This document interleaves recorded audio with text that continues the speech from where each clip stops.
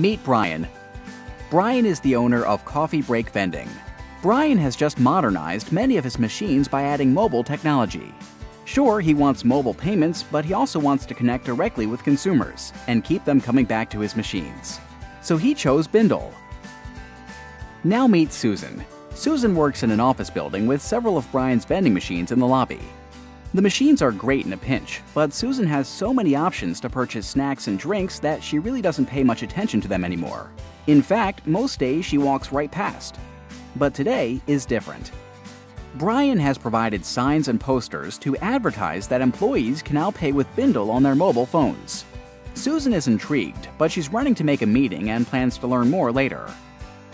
Susan returns to her desk to find an email about BYNDL with all the details she needs to get started. Brian is doing all the right things to help spread the word. Susan downloads the app, creates a BYNDL account, and sets up a profile, noting her preferences. She decides to give it a try. Having the app on her phone makes life easier. She always has her phone but rarely carries her wallet in the office. In a few seconds, she has her snack. The next afternoon, Susan is working at her desk when she gets a text. It's the BYNDL app alerting her to a special offer at the vending machine. She can use the promotion Brian is offering employees in her building to get 50 cents off a granola bar. She's never heard of getting discounts at a vending machine before. Cool idea. And the app makes it so easy, no card or coupon to carry around. Susan tries to purchase a drink to go with her granola bar when she hits a snag. The BYNDL app sends her a receipt confirming her account was charged, but the machine never vends her water. Just as she starts to feel frustrated, she sees a button on her receipt to report any issues. She hits the button and uses the support request form to report the problem. The BYNDL system receives Susan's request and recognizes it as a machine-related problem. BYNDL immediately alerts Brian that a customer needs his help.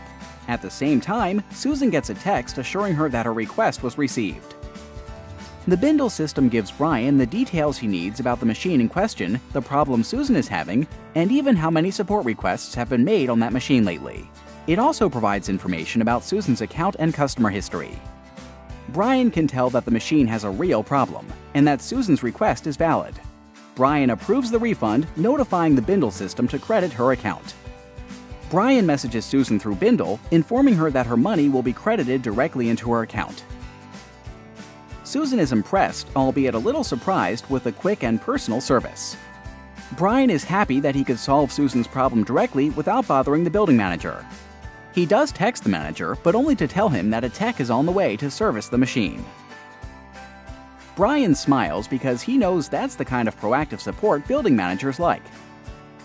Back at her desk, Susan gets a text asking her if the service met her expectations.